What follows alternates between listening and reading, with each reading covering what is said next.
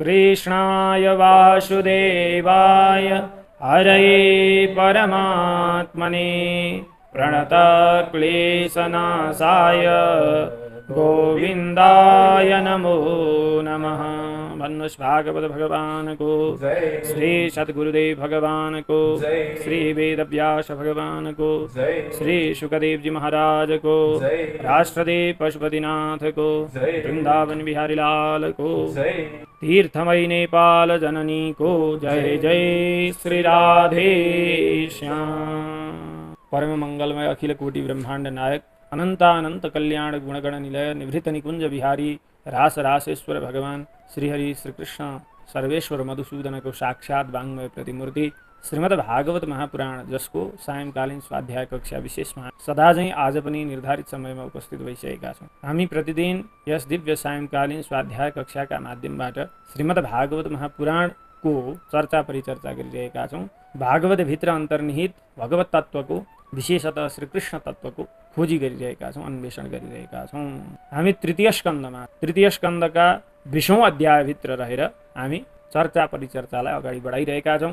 हामीले पूर्व कक्षामा 20औं अध्यायका 13वटा श्लोकहरूलाई हेरिसकेका छौँ। यी 13 श्लोकहरूमा शौनकादि 88,000 ऋषिहरूले नैमिषारण्य नाम गरेको पुण्य क्षेत्रमा सुतजी महाराजलाई विदुर महाराज र मैत्रेयजी महाराज बीचको यो संवादलाई पुनः अगाडि बढाउनका लागि पुनः आग्रह गर्नुहुन्छ र सुतजी महाराज भगवान वराहद्वारा पृथ्वीको उद्धार र हिरण्याक्षको वध गरेको यो दिव्य प्रसङ्ग सुनाए पछाडि अब विदुरजी महाराजले अत्यन्त खुसी भएर पुनः कसरी स्वयम्भू मनुले सृष्टि प्रक्रियालाई अगाडि बढाउनु भयो यो प्रश्न गर्नुभयो।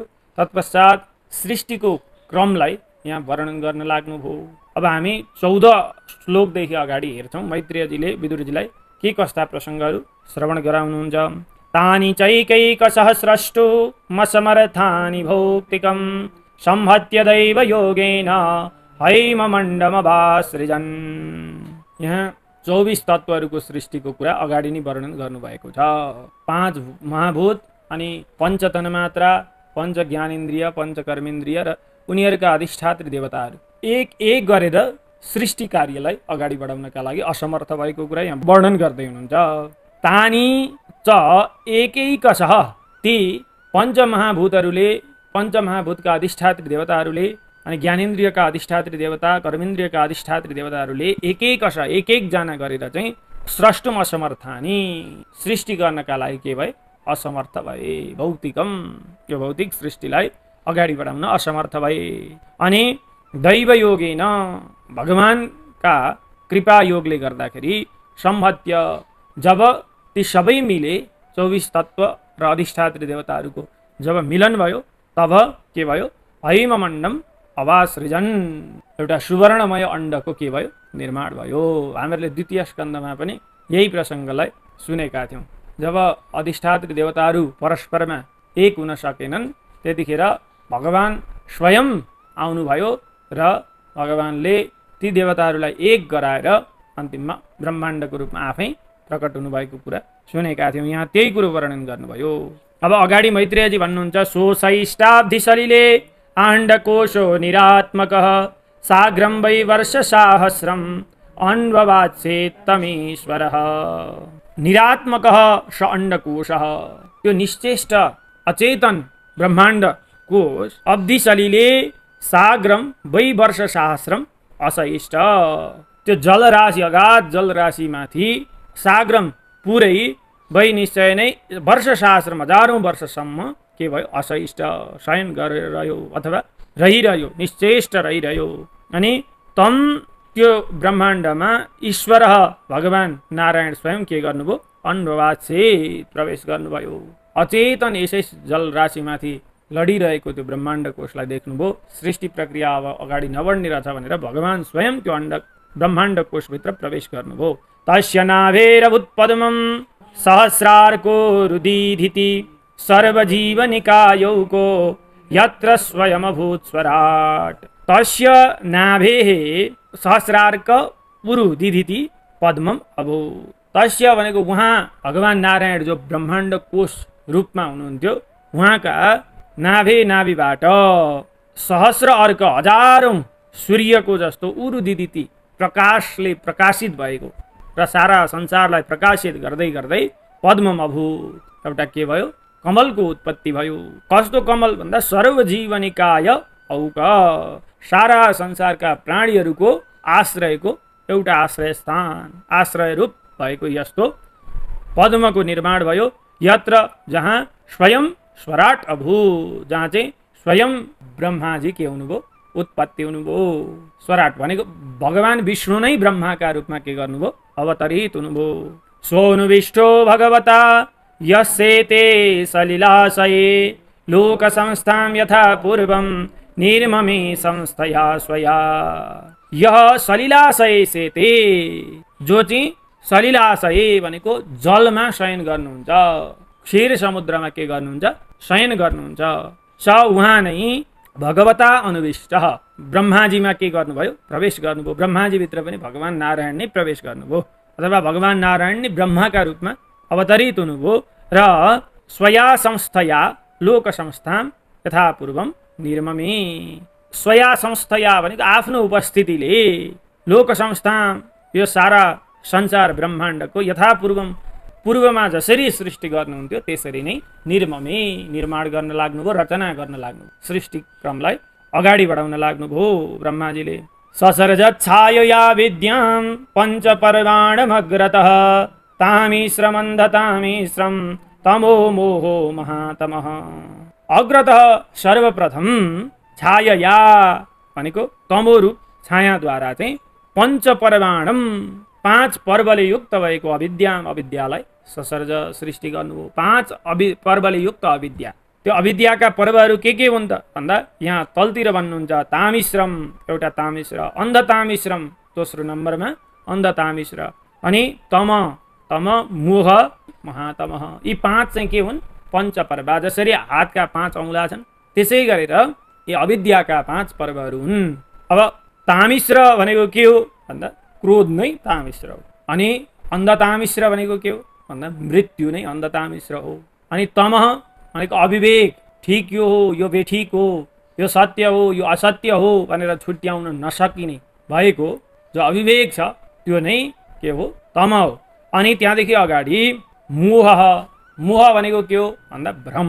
जसरी एउटा डोरीमा भ्रमवश सर्प देखिन्छ त्यसै गरेर हुनेवाला जो भ्रम छ, यो संसार मिथ्या भए तापनि सत्य चाहिँ प्रतीति भएको जो देखिन्छ, भ्रमरूप आभास हुन्छ, अध्यास हुन्छ, हो यही भ्रम चाहिँ के हो त, मोह, मोह हो।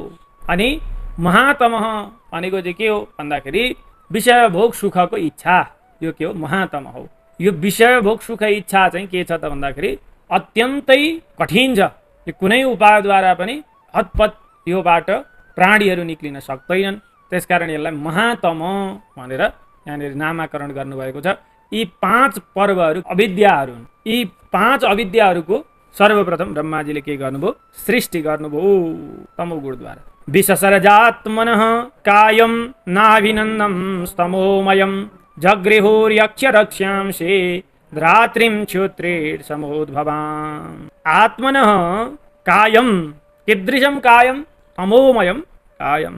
आफ्नो यो तमोमय कायलाई, शरीरलाई के भयो भन्दाखेरि ब्रह्माजीलाई पनि ठिक लागेन, न अभिनन्दन।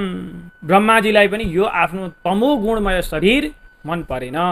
अनि के गर्नुभयो त भन्दाखेरि त्यसलाई विससर्ज, त्याग दिनुभयो। जुन ब्रह्माजीको तमोमय शरीर छ त्यसलाई क्षुत्रिड समुद्भवाम रात्रिम, त्यो भोग र तीर्खाले युक्त भएको त्यो ब्रह्माजीको तमोमय शरीर रात्रिलाई चाहिँ यक्ष रक्ष्यांसी, यक्ष र राक्षसहरूले के गरे, जगृहु, ग्रहण गर्दा भए। यक्ष र राक्षसगणहरूले त्यो रात्रिलाई के गरे, ग्रहण गरे। क्षुत्रिडिभ्यामुपसृष्टास्ते तं जग्धूमभिदुद्रुवुः मा रक्ष्यतैनं जक्षध्वं मृत्युचो क्षुत्रिडर्दिताः।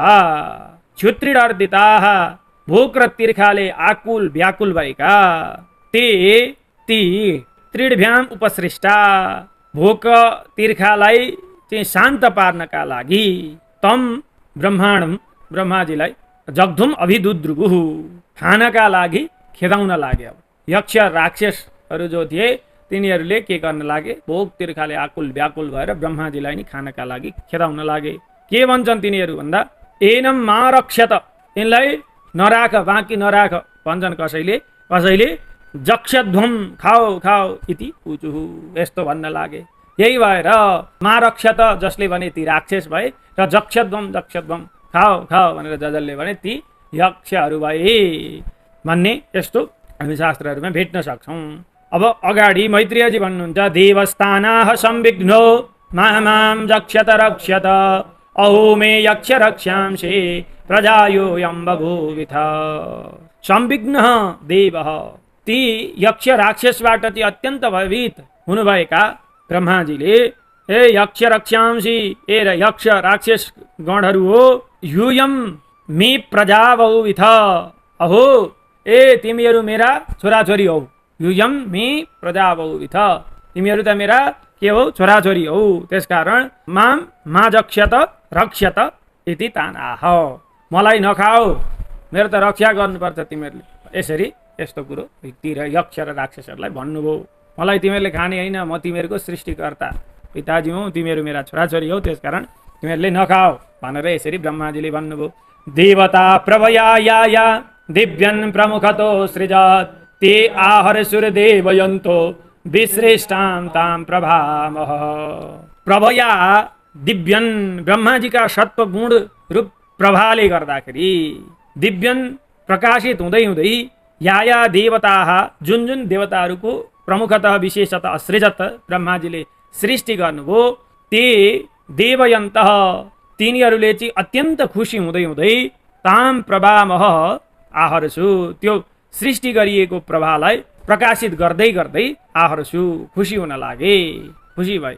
देवो देवान् जगनत सृजति स्माति लोलुपान् त एनं लोलुपतया मैथुनायाभिपेदिरे।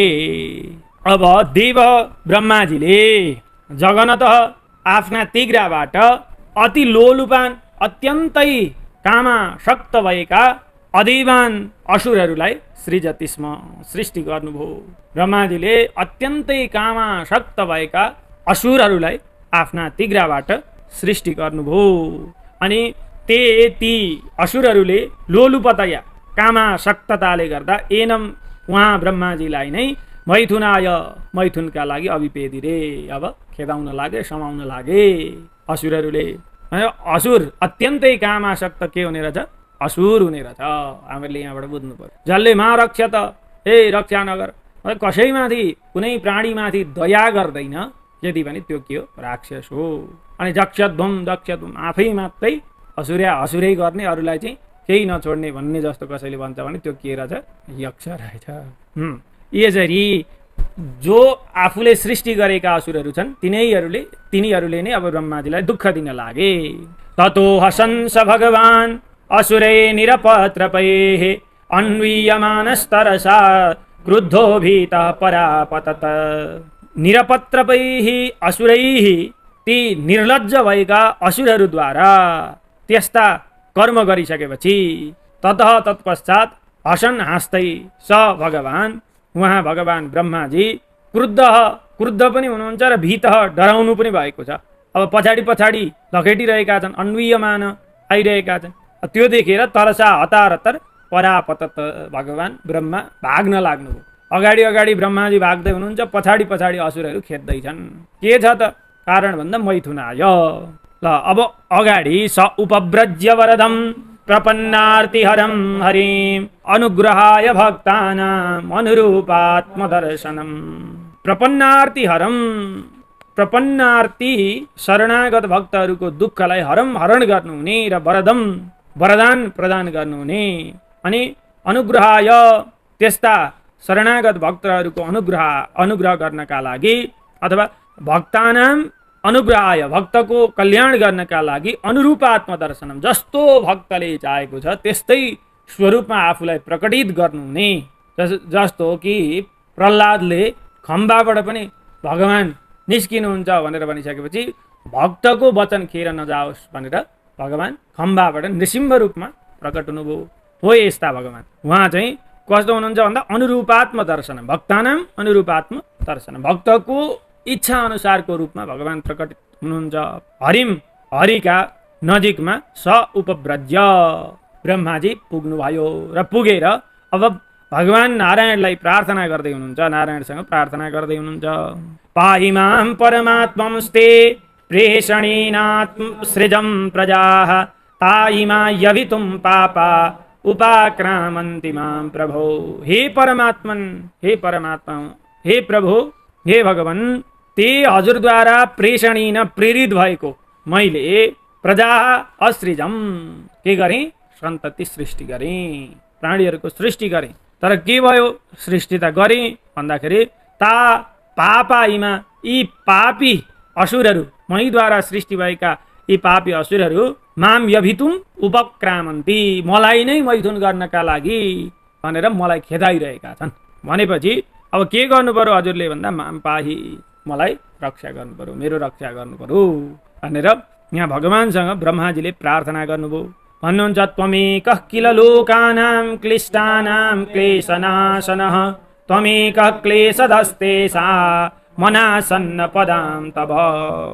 किल निश्चय नै क्लिष्टानां, दुःखमा परेका, लोकानां, भक्तहरूको, प्राणीहरूको क्लेशनाशन, त्यो दुःखलाई नाश गर्नेवाला चाहिँ त्वम एक, हजुर एक नै हुनुहुन्छ, तपाईँ मात्र हुनुहुन्छ।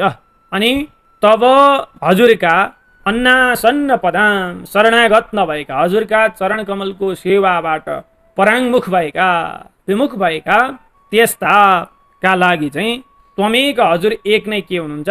क्लेशद, तेषां, तिनीहरूका लागि हजुर एक नै क्लेशद, दुःख दिनेवाला पनि हुनुहुन्छ। जो हजुरका शरणमा आउँछन् तिनीहरूलाई सुख प्रदान गर्ने र जो हजुरका शरणमा आउँदैनन् तिनीहरूलाई दुःख प्रदान गर्ने, यस्तो हजुर नै हुनुहुन्छ, क्लेश दिनेवाला, क्लेश हर्नेवाला। त्यसकारण हजुरले रक्षा गर्नुहोस् भनेर यसरी यहाँ ब्रह्माजी स्वयंको रक्षाका लागि, आफ्नो रक्षाका लागि भगवान नारायणसँग प्रार्थना गर्दै हुनुहुन्छ। हामीले आजको यस कक्षाका माध्यमबाट यहाँसम्मका भागवत वाणीहरूलाई सरसर्ती हेर्ने प्रयत्न गऱ्यौँ। यहाँदेखि अगाडिका वाणीहरूको हामी अर्को कक्षामा श्रवण गर्नेछौँ। आजको यो कक्षा भगवान श्री हरि नारायणका श्री चरणमा विश्राम। कृष्णाय वासुदेवाय हरे परमात्मने प्रणत क्लेशनाशाय गोविन्दाय नमो नमः। भन्नुहोस् भागवत भगवानको